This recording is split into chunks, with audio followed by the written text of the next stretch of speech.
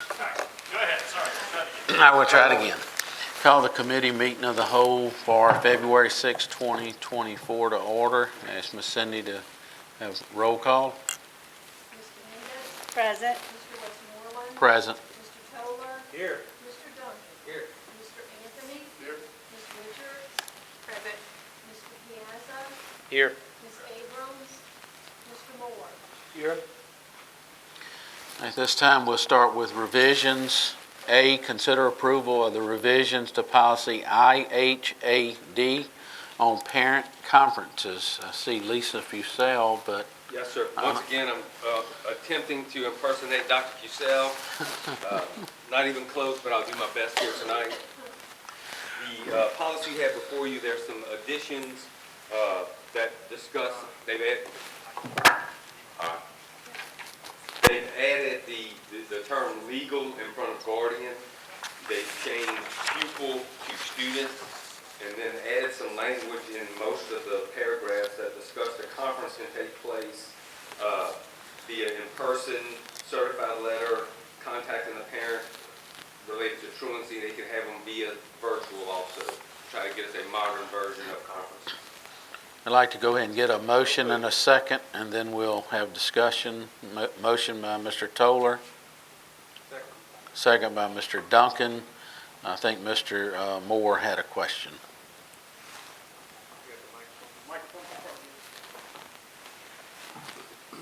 Okay, Mr. Jingle, my question is, in assigning the liberty to forward any lack of response from parents to the truancy court,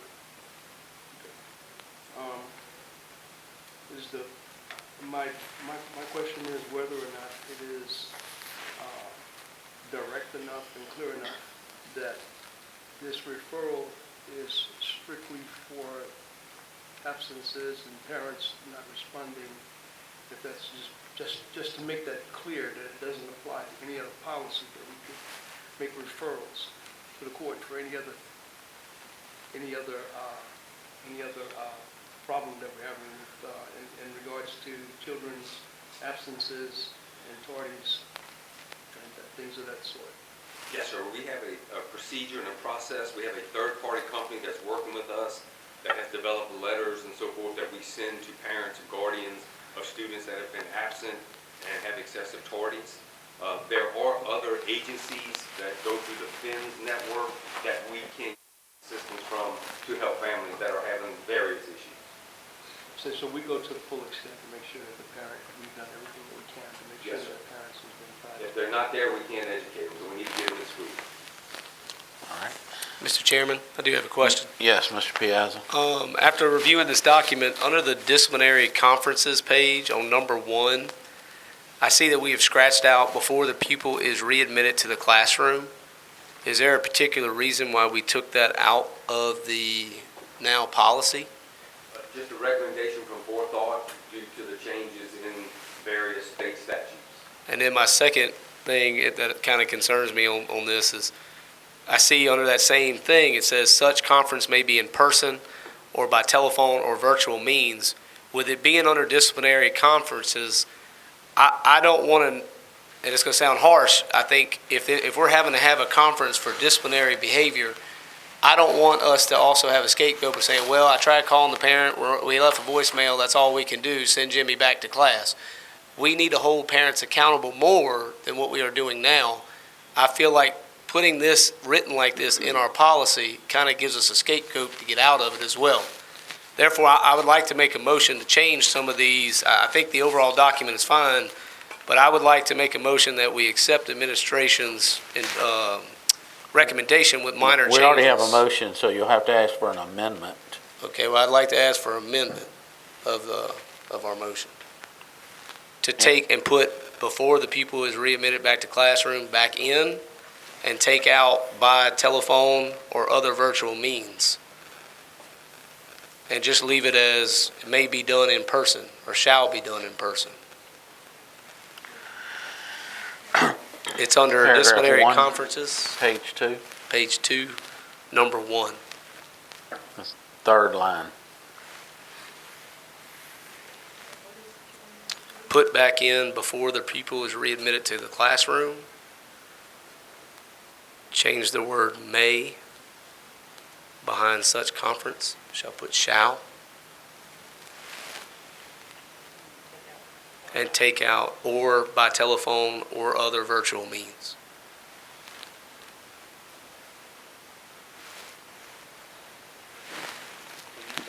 Do I have a second to that? I'll second. Second by Ms. Janice. Mr. Toller? Yeah, but what you would be saying then, we would have to get in touch by person, the student, before they're readmitted into a classroom? Yes. Do we realize that that's hard to do? This is also for disciplinary reasons. So if a parent can't take the time to call a teacher or a principal back for their child's discipline, I feel like that's an appropriate response. It's only fair for the teacher. If the teacher had to remove a child from the class for behavior, it's responsible enough for that parent to have to also have either a conference with the principal to tell them what we're going to do to change the behavior, or we need to have other discussion on what that child's placement needs to be. Yeah, I understand the intent. I'm just, realistically, the limit is in person. Now that the school has to get in person with that parent before the child can return to his or her classroom. We're punishing the kid by not letting them go to the classroom if we can't get in touch with the parents and have them come to a face-to-face. I mean, the kid punished himself by having the behavior and having to be disciplined by the teacher. And removed. I mean, it ain't like this is minor stuff. They're being removed from the classroom. I would just think principals would have a hard time I mean, we've getting been doing it person to for, person. we've been doing it for a There while. definitely could be issues if you have one parent, you only have one parent, that parent's out of state for some reason or something, then the student don't get to the classroom until the parent gets back out of state. It could cause some issues, for sure. Or even if that parent is not able to make that connection. I mean, most certainly if you can't resolve it by the parent making contact in the first place. Yeah, I was actually going to suggest, number one is, it addresses when the student was removed one time for behavior. So in a case like that, I think possibly telephone or virtual means might be acceptable. However, number two is upon the third removal from the same classroom. Now, in my opinion, upon the third removal, there should be no question. That should be a conference with the principal. So, Mr. Piazza, what is how do you feel about that? Like maybe one-time removal, a telephone call may work, but number two says upon the third removal from the same classroom. In my opinion, that should warrant a conference with the principal. I agree with that, Trent. The only thing is I just don't want us to create that culture here that a student can disrupt the classroom, be removed, and the parent can just get a scapegoat or just get a voicemail. Or just having to take a phone call for 5 minutes saying, yeah, little Jimmy was bad. We have to set a tone with our discipline here that is not going to let a parent just not have responsibility for their child. We have issues with that now. And again, it's across the entire parish. It's not in one district or the other. We know parents have become less involved. We don't have as many in PTO. We don't have as many doing football games and booster clubs. We have to start holding parents accountable for their children and taking that toll off of the teacher and administrative staff. And I just don't want us to set that tone in our policies moving forward. I do agree, though, with it being a third time, maybe we can readjust it on number two instead of number one, seeing as it's the first time removal. But even on the first time, we need to be getting in touch with these parents and having them understand, because the first thing we hear from a parent is, oh, I was never notified, or I didn't know that my child was acting up. When you have to come to the school, you're going to know, because our administration staff can tell you, hey, we had to remove your child today. It wasn't like, oh, we just sent him to PAC or we sent him to after-school detention. He had to be physically removed from that classroom. We need to work out a plan. And sometimes phone calls just doesn't send that message.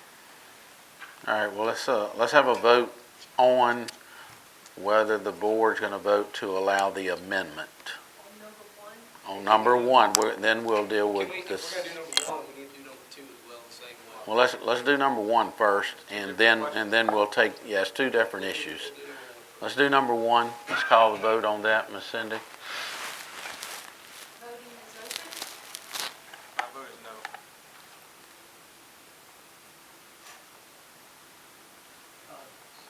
no. No, for me, Ms. Cindy. It wasn't open. I'm so sorry. It's open now. There it comes.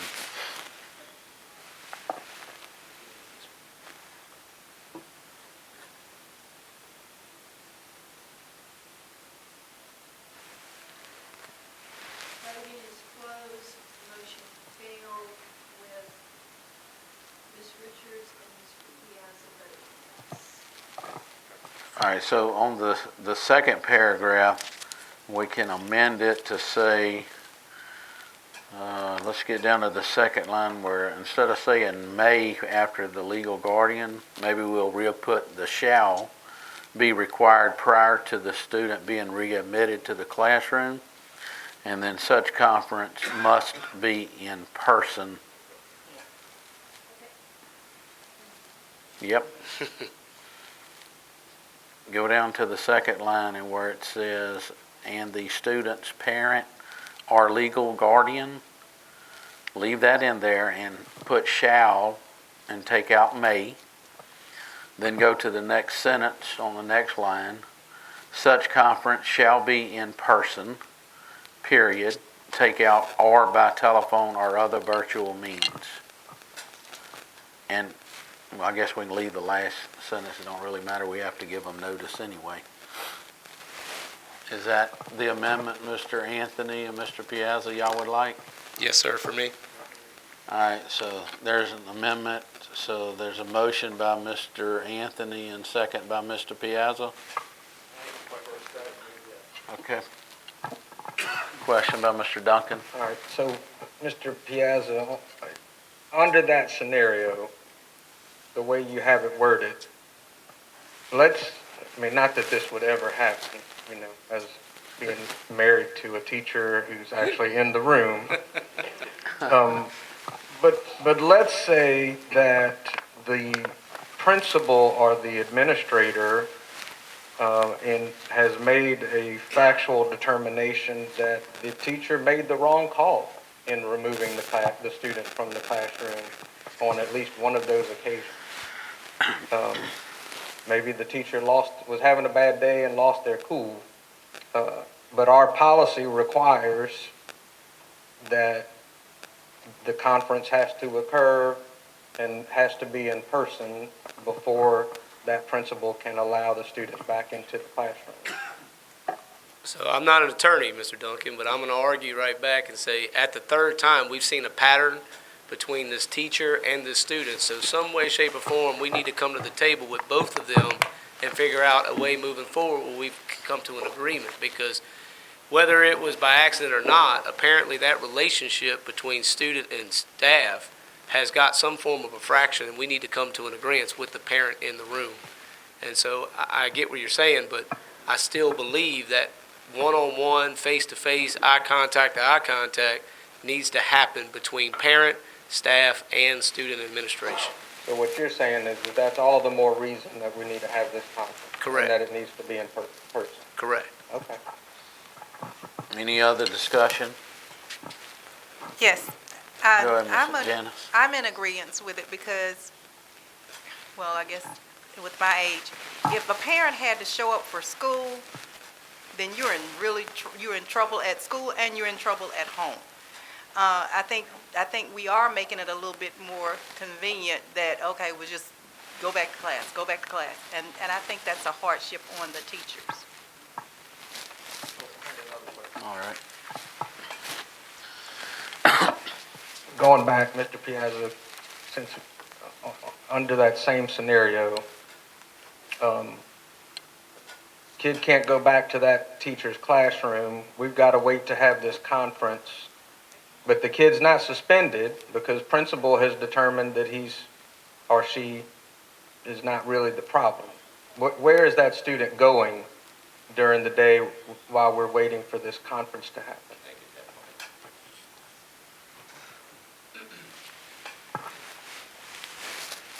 So my answer to that would be, we have a pack room where most of our lessons are on virtual. We have many other resources that can be had. You have other teachers that probably teach the same subject that you could probably put in, but I wouldn't recommend that, but that has been done in the past. I just think until the parent can come to take it and make it a priority that their kid's education comes first, their kid's discipline comes first, and their attitude comes first, that child should either not be anywhere near that teacher until that conference can be had.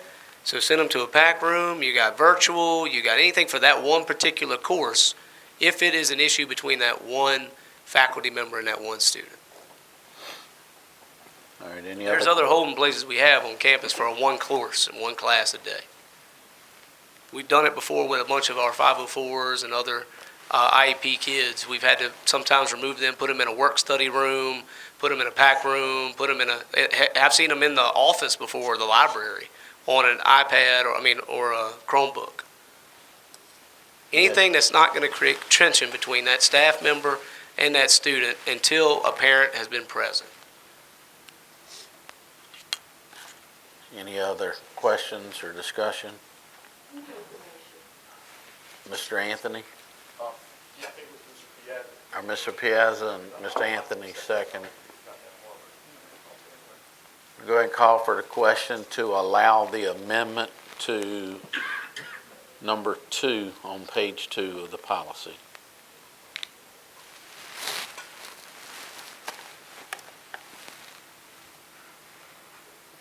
Voting is open.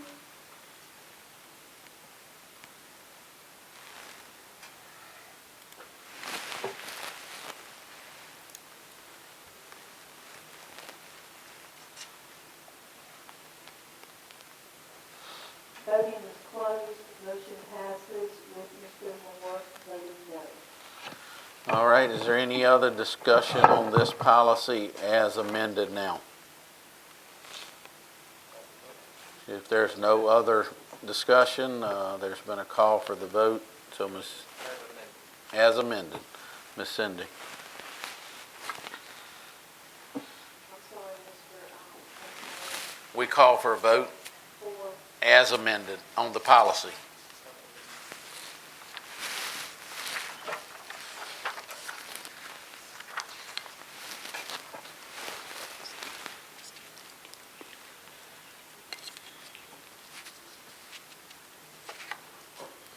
Can you tell me who made the motion? Oh, Mr. Toller, Mr. Duncan?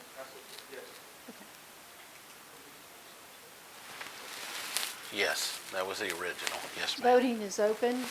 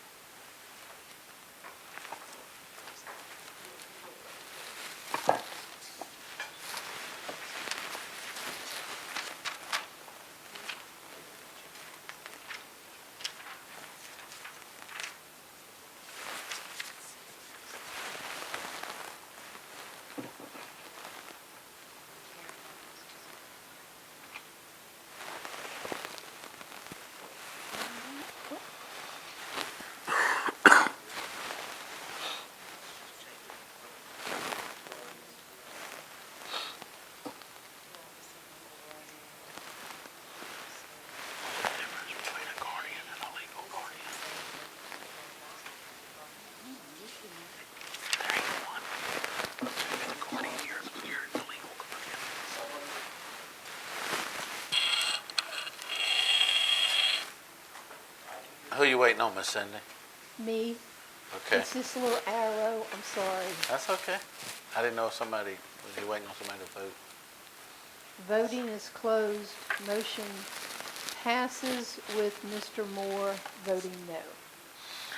All right, moving on to B, and I see Mr. McNeely. Consider approval of the revisions to policy DFG, donations and gifts.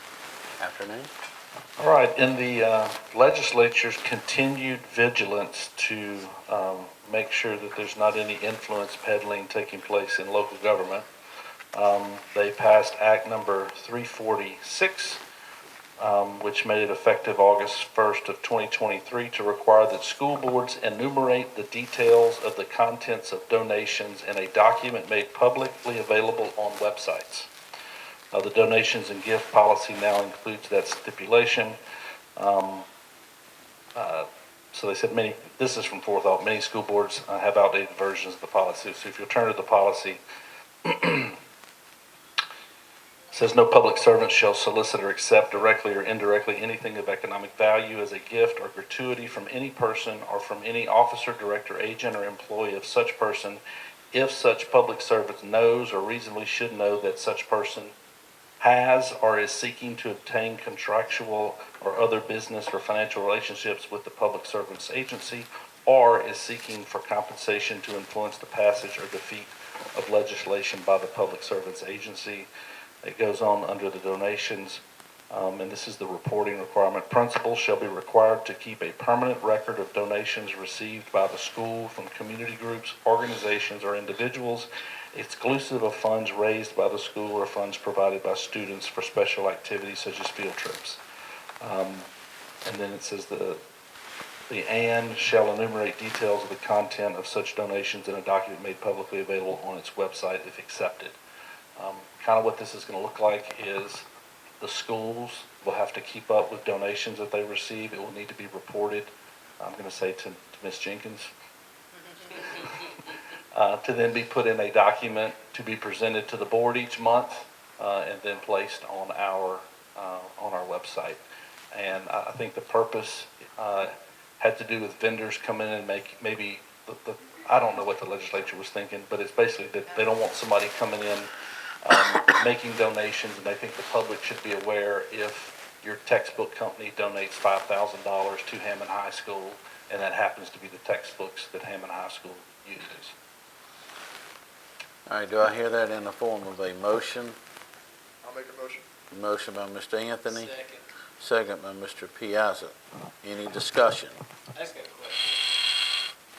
Will we also have to take, is this going to also apply to booster clubs and stuff of that nature that kind of fall outside of our organization but use our accounts? Or are they going to have to do the same thing if they get donations, like say a booster club that shares our accounts?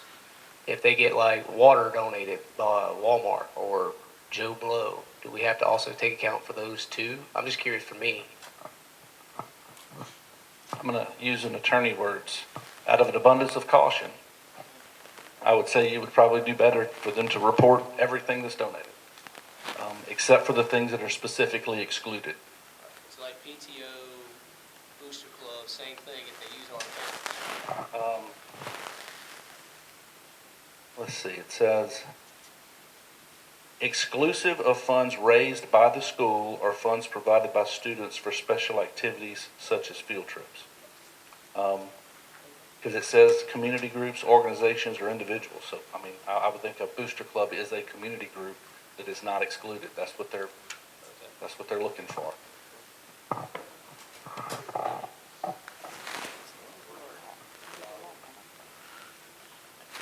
Is it a law passed? I also You would said the think- law, there was a law that the Oh, it went into legislature effect- passed? It went into effect August of '23.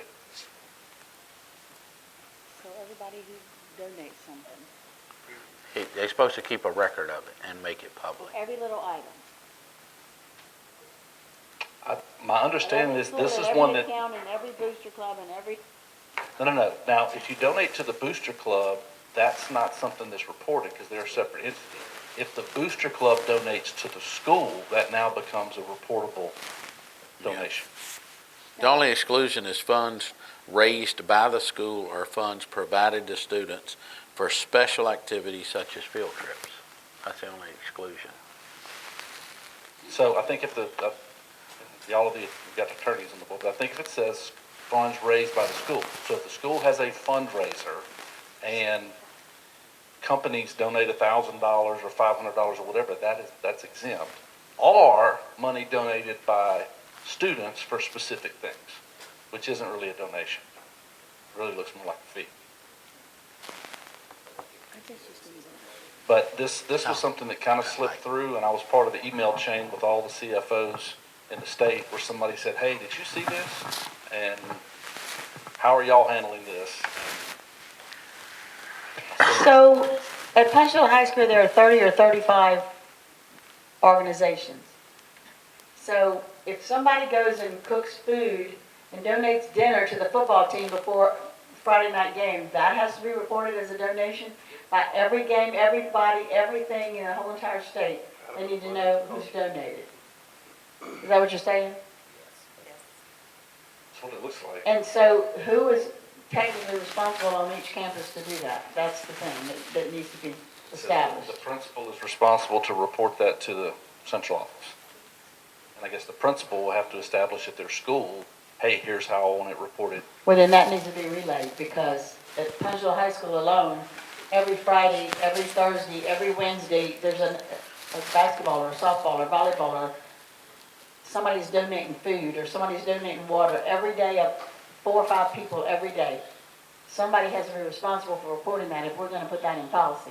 So, It's state law whether we put it in policy or not. but I'm saying, we have not told anybody this. Oh, no. Whether we Okay. voted It's not in our- tonight, That's what we're doing tonight. We're starting the process. because Okay. that's gonna be a nightmare, just in a big school like Punchville High, or even a little school.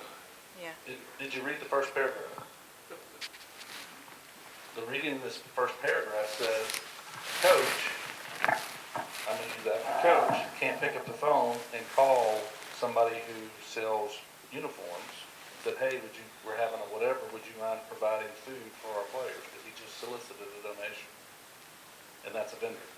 So you can't solicit donations from a vendor or a potential vendor. Wow. That's what it says. That's how we survive. I have this one. I have this one.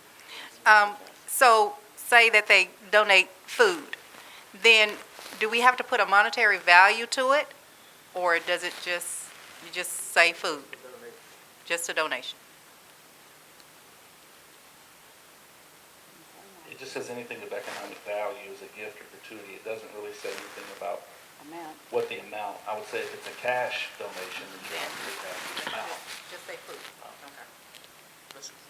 That's easy enough. That's easy enough. But if you had to, Brett. All right, any other discussion? Call for a vote. Voting is open.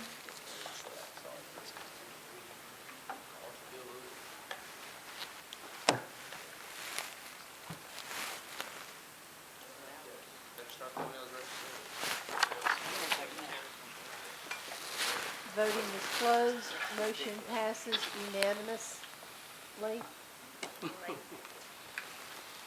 Going on to C, consider approval of revisions to policy EBBH, use of automated external defibrillator. Mr. Jinko. Second.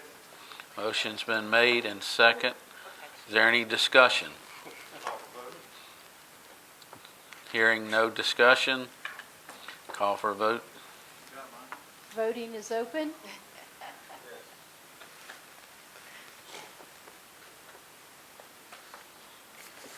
Oh, it's not, it's open now.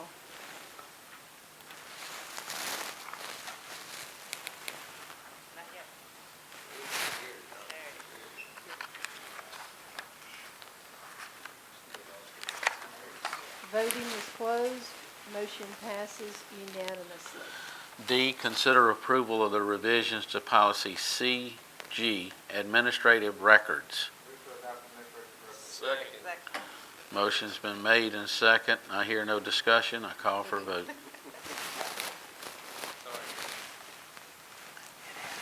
Voting is open.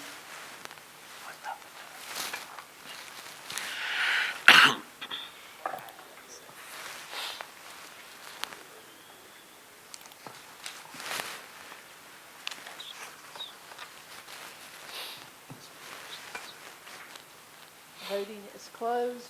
Motion passes unanimously.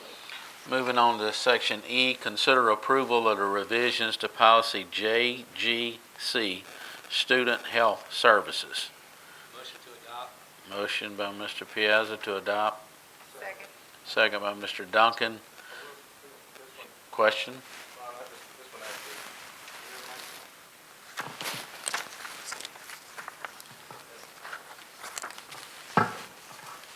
this one actually just warrants, I think, a little bit of excitement. The policy that we're adopting today will require the use of a screener that has been certified by the Department of Louisiana Department of Education to administer to each student during the second half of kindergarten a dyslexia screening. And then we can also do it in later grades upon a request by a teacher or a legal guardian.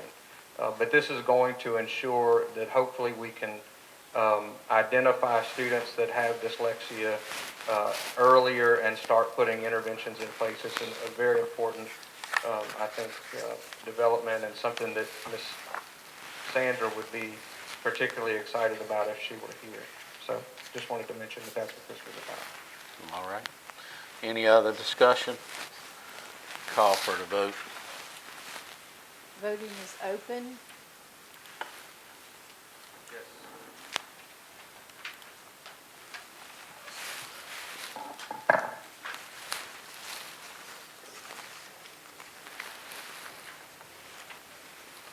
Voting is closed. Motion passes unanimously. Moving on to section F, consider approval of the revisions to policy EDAE, student transportation in private vehicles. Mr. Jenko? Yes, sir. Good evening, everyone. We know that students are being transported in private vehicles for certain athletic events. You know, if I take a golf team or a tennis team, 4 to 5 students, chances are they are not going to take a bus. We hope they do, but we just want to develop a policy with Forethoughts help and our attorney's help that if for some reason a bus cannot be secured or there's not enough people to properly run the bus, et cetera, that we have something set up. This is... How about now? All right. Start over from the top. The process here will be something that we start at the beginning of the sports season so that all the who's, what's, the when's, the where's, and the policies will be taken care of before that sports season happens. So in case the golf team's going to play, they would already have who the parents would be. We verified insurances and everything that is needed in the policy. Do I hear a motion? Motion by Mr. Duncan. Second by Mr. Toller.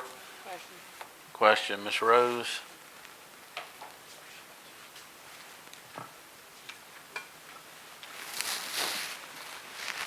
So why in particular does it exclude the 15-passenger van? There is something with the construction of the 15-passenger van that does not meet the national standards related to like a small bus. That's why that exclusion is in there. Most insurance companies will not insure a 15-passenger van for commercial use. There's also, I think that's where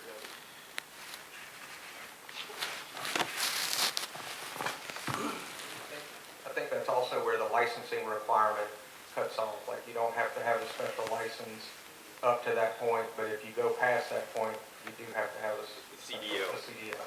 So that's the other risk management reasoning behind that also.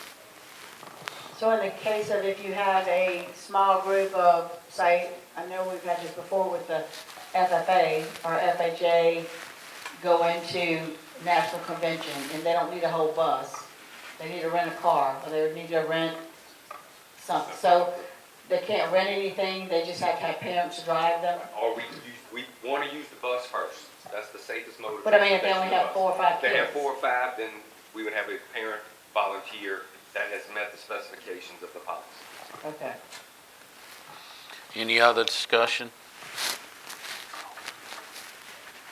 If not, we'll call for a vote. Voting is open.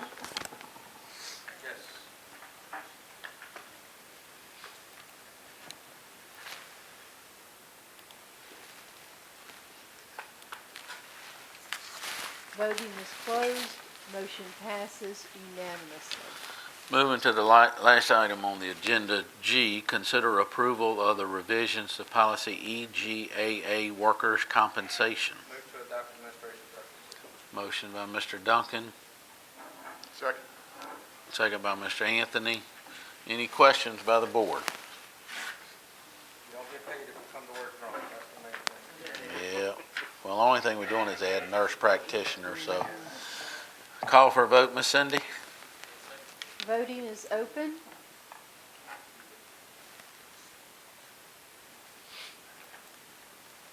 Yes.